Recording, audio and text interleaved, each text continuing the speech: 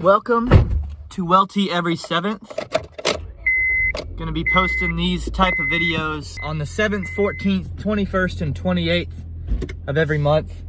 Something I've had the idea for about a year now, and finally I'm ready to pull the trigger on it and try it, because these uploads are gonna be a little different than some of the other ones you get from me.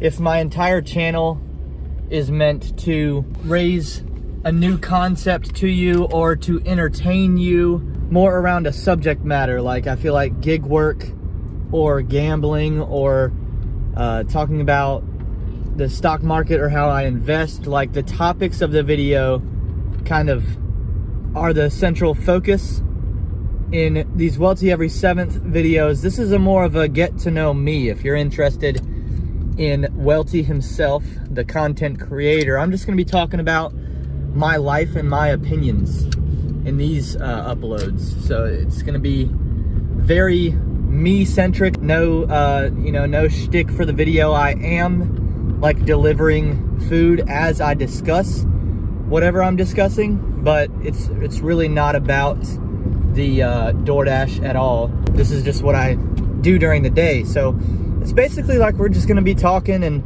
I'd like to hear in the comments if you guys have questions for me, topics you might want me to hit on in future videos. Today, I'm gonna be talking about, as you see in the title, I'm gonna be talking about kind of my job history, what I was doing right before I decided to get into gig work full time and try being a gig tuber. Now we're waiting for my first order. For those that don't know, I've been doing gig work for about 2 years now, full time. I've done a lot of jobs in my life, mostly just like side gig type things, I would say. Men, how's it going? DoorDash for Tabitha? Yeah. Thank you. You too. I guess that's how it is for most people when they're young anyway. They're not doing anything full time because they got other stuff going on. Like I've always worked, almost always worked while I had school going on. In high school, I worked at a McDonald's for about 2 or 2.5 years.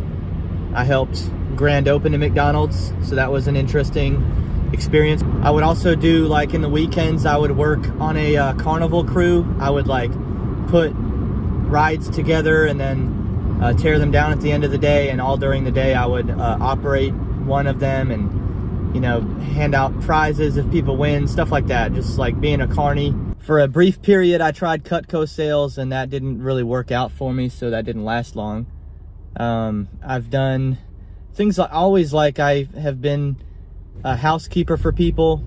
I've been paid to clean somebody's pool while they're on vacation, like just odd jobs like that. I've always just been about piecing it together here and there, nothing that's a consistent source of income, but just going out and hustling and putting it together and doing different things. And so even as a kid, I was like that, so that's why I think I gravitate toward what I'm doing right now. When Allison and I were getting more serious, I started to think about what I needed to do differently, because I'm just a very nomadic person. I didn't have any set plan. I was seriously considering moving to Europe, but I met Allison and I was like, this is worth staying for. So that's when I decided I'm gonna go and get a full-time job. So I've worked 2 full-time jobs as a adult, if you could call it that. I think I've been an adult for much longer due to my life circumstances, but as a adult who's gonna go and, you know, buy a house, I was like, I should lock down a full-time thing. And so the last 2 jobs that I worked were both at like Christian companies. They wouldn't say we're a Christian company, but they would say like, we believe in Christian values. To me, that's being a Christian company, if you're gonna associate your brand with that. The first one was an Ashley Furniture Warehouse, where I worked in inventory and like the returns department. And so I was billing customers and making sure that any damaged furniture that would come back would get repaired, and making sure that our inventory was correct, things like this. I stayed there for at least a year, I can't remember. I ended up pitching to them before I left. I pitched an idea of a role in the company that they did not have. I was like, I think that I would be good at this. I was 21 or 22 years old, and what I was asking them to do, you're not really going to give that sort of power to a 21 or 22 year old with no college degree. Unfortunately, that's just how the world works. I think it's ridiculous, but you know, I didn't have a 4-year college degree, and so in the workplace I was looked at as kind of worthless. So I pitched this concept that I would be like a financial advisor, and the reason that I would return on their investment is because I would be, in effect, giving everybody in the company a raise that would take my advice seriously, because their finances would be more in order. So it feels like when you have more leeway in your budget and in your personal finance, it's almost as if you're earning more money because you're more under control. So I was like, you're gonna make this money back in terms of the mentality and the happiness of your workforce. I asked for 55. Oh shoot, I don't know if I'm supposed to be turning right here. Let me check.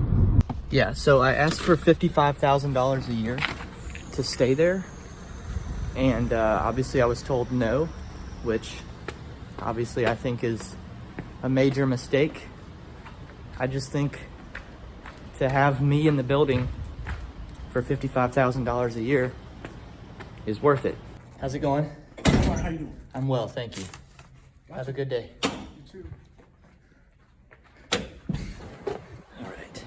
That was 1025 for 5.6 miles for those that are interested. So yeah, I just think there's gonna be a day where I'm earning $55,000 in a day. I think that's entirely possible in my future. Not anytime soon, obviously, but I don't know. I believe in myself. I think that $55,000 to have me in the building long term, I think that's a steal. So anyway, at that point, money was very important to me, trying to start a life with Allison, get married, have a wedding, buy a house like we did. We ended up buying a house 6 months after we got married, which this day and age is very difficult to do, but we did it. So I decided I'm gonna go out, and if I'm doing something that I am not enjoying, then I might as well go do something else that I don't enjoy that gets me to $55,000. And so I found a job where that was possible. That was doing HVAC installation. I had no experience, no knowledge at all. The $55,000 is possible in that position. You just have to, it's just very hard. You have to work very hard. You have to get a little lucky, in my opinion. You have to get lucky based off the pay scale that we were working on. You have to get lucky that nothing goes wrong. Yeah, you're gonna have to work like way more than 40 hours a week to do it, but it was possible, and obviously I'm willing to do that. The difficulty here, though, was, of course, I was attaching something long-term to it, because I know what having me in the building long-term means. So when I was hired, the understanding from the beginning on both sides was, look, dude, you're a small guy. You're never going to be an install lead, you know, the lead on a crew. You're never going to be a service technician that works independently. I'm not built for that. Not only do I not have any HVAC experience, I didn't have any experience with tools of any kind. Hammer and nails, dude. I was new to it. So the goal was for me to just get some sort of understanding of the industry and appreciation for those out in the field before I became a salesperson. And then I was gonna be a salesperson for this also Christian HVAC company. And finally, fast forward like 4 or 5 months, there's a training that was going to happen. Golly, I forget where. Raleigh. Yeah, Raleigh. It was going to be in Raleigh. I may as well handle this order while we're talking. So there's a training in Raleigh that's going to give me a lot of knowledge and prepare me for being a salesperson. They sign me up for it. They tell me, get ready, you're going. And they have a like hotel plans, and they're going to pay for my food and my travel, all of it. Like, this was going to be a great opportunity. I went out of my way to save them money on the hotel. I got somebody in my personal life that lives in Raleigh, close to where the training was going to be, and they agreed to let me hang out and sleep in their bonus room or couch or whatever the situation was. I was going to have a place to stay, save the company money. They didn't ask me to do that. I just believe in providing value where you can, and I knew that, hey, this could win me some points. So I got this situation set up. The training was going to be a Monday through Friday, something like that. Start on a Monday. I was going to have to head up like earlier Sunday or something because it was a bit of a drive, and I had to get there and established and whatnot and be ready for Monday morning because it was an early start. So, so I was basically packed. The Friday before that weekend, they pull me in a room. They say, we're not going to have you go anymore. We got somebody else that we believe is a better, this was their phrase, or not their phrase, but the kind of the head guy, the owner. It was a pair of brothers that owned it, but he kind of ran our side of things. This guy said, his name was John. He says, we got somebody that's a better investment in our company's future that we're going to send to this training. Did that person find a free place to stay? Doubt it. I don't know that. But come on now. No. Who does that? Who does that for their company? Me. I don't know who this person was. All I know is in the few years since I've left this HVAC company, I see posts on social media, oh, we're hiring, we need people in the sales department. Oh, really? You had me, bro. You had me. You guys see in these videos, I'm clever, I'm witty, I'm hardworking, I'm coherent, I'm well-spoken. I can sell a furnace to somebody who's cold. They had me in the building, and they didn't recognize it, and that's unacceptable to me. I found it to be, well, let me cut my car off. I don't think this is gonna be ready on time. I found it to be particularly disrespectful that they would use that phrase. We got somebody who's a better investment in our company's future, given they know what I'm about. They know that I'm a personal finance person. They know that I value return on investment. So for them to insult me like that, he knew what he was doing. As a man, that was the last day I could possibly work there. All right, so yeah, at that point, I'm so pissed off. I feel so used as an employee that I was turned off to the entire system. I was like, you know what? I know my personality. I know at this point I'd tried DoorDash like part-time. I knew it was possible to bring in some sort of replacement income. I just didn't know that full-time was a legit possibility, but I knew it could at least carry me for a little while I figure something else out. So I knew I had entrepreneurial tendencies my entire life. I knew my attitude was one of just, I'm the boss of my life, dude. I'm the boss of my time. I'm tired. I was 23 years old and already tired of punching the clock. I'm not mentally built for that. And so I was like, there is no job search. I'm not looking for a job. I will just simply make it happen. I think it's really easy to tell in my story that God's timing is perfect. This happened 2 weeks after we bought our house. So it was signed, sealed, delivered, man.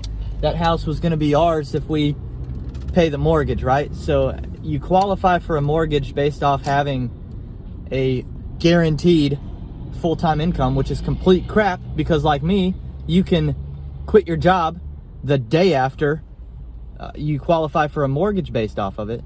So I say that to say God's timing was perfect, because I did not have to, as a man, face that type of disrespect and walk back into that building, because it happened after the house closed. I say that to also say that there is a place, even in somebody like me's life, who has entrepreneurial tendencies and such a stubborn, I don't want to be told what to do type of mindset. There's still a place in our life for work to be a good thing, because we would not have been able to buy that house without being able to check off that box for the loan companies, you know? So it made it possible, and now that house is a big portion of our net worth at this point. So that was important. It was really important, and it wouldn't have happened without that full-time job. So I'm thankful for that. I think once you get to that place where we were then at in your personal finances, you can really, you got a lot more power than the culture wants to tell you do in a lot of situations. Obviously, having kids changes our story. If Allison and I would have done that, a lot of other things, having more debt than we had, would have caused a problem for me just quitting my job and not getting a new one, you know? So you've got to be really strategic with the steps you take to keep the ball on your side of the court.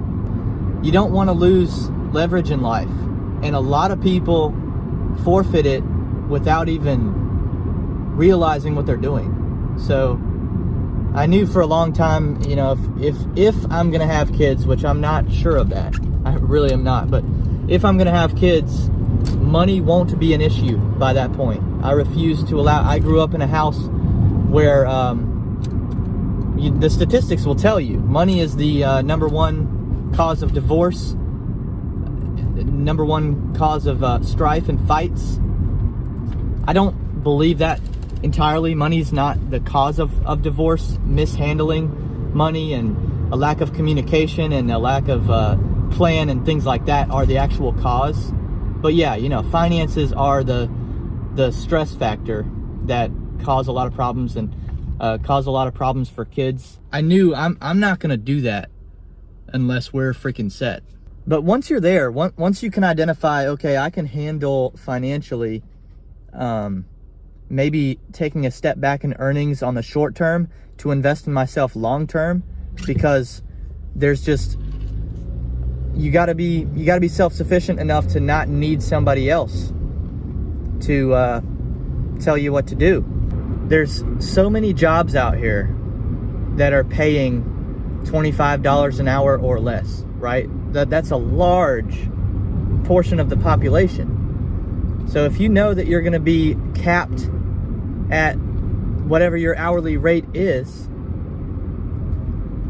but you don't make your own schedule, you're told what to do on a day-to-day basis, you don't set what your tasks are, all these bad things that I think about work. You're told when to break, when to have lunch, you know, all these things. Other people quitting or calling out cause a problem for you. That makes your job harder. Man, I just believe in being independent. If you work hard enough in the gig economy, even if you're making less money than you're used to, the difference in money, just, it can't be enough to make up for the positive difference in quality of life. Western culture has completely misvalued quality of life, the importance of it. You know, these people that work the entire week and then celebrate the weekend because they can spend all the money that they just earned for happiness. What if the entire week you spent that money, aka earn a little less, but all 7 days are happier, instead of your little 2 piddly Saturdays, Sundays that you're resting for most of it anyway. You're making up for sleep because you're tired, because you're not enjoying your 5 weekdays. The whole thing is just so screwed up. 50 cents extra on that pay as well. So good to be out here getting a couple hidden tips. Some of the other benefits are, you know, I think that there will be interest in a story that goes something like, I'm going to become a millionaire completely self-employed through the gig economy. And yeah, I'm trying different things too. Like I go to storage unit auctions and I try and flip items on, on the internet for profit. So my money doesn't end with what I make on DoorDash. And obviously I'm looking for some sort of earnings from YouTube someday. So, but it's the fact that even being in the gig economy gives me the time and the ability and the flexibility to do other things.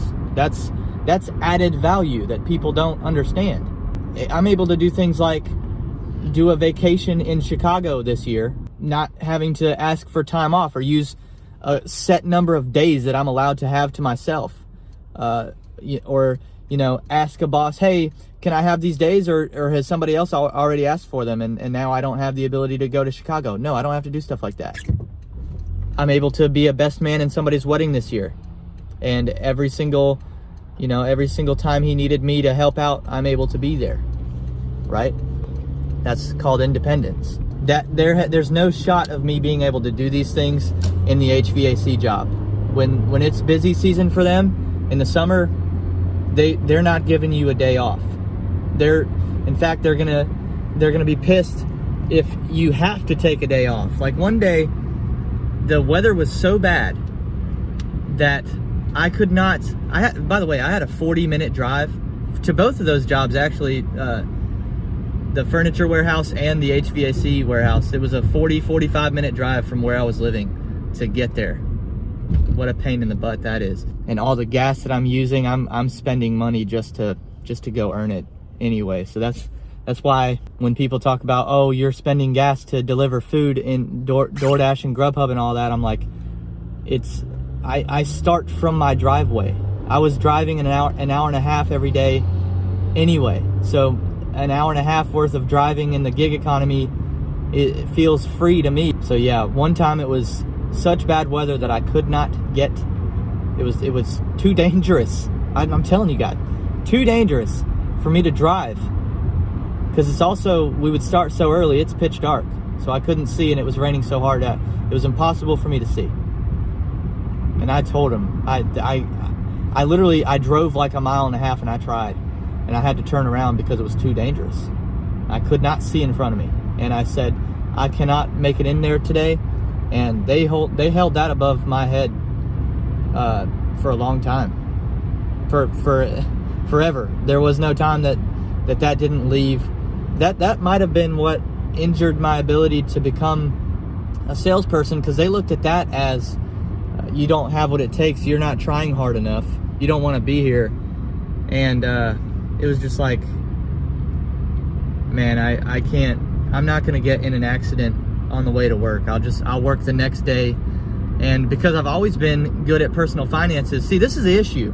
This is why companies don't want you to actually be successful, because as soon as you have a little bit of leeway to even take a day off, that's a problem for them. They don't like that. Think about if your ownership and your leadership doesn't even want you to be set, because as soon as you've got a little bit of leverage in your personal finances and you can afford a day off, that's a problem for them.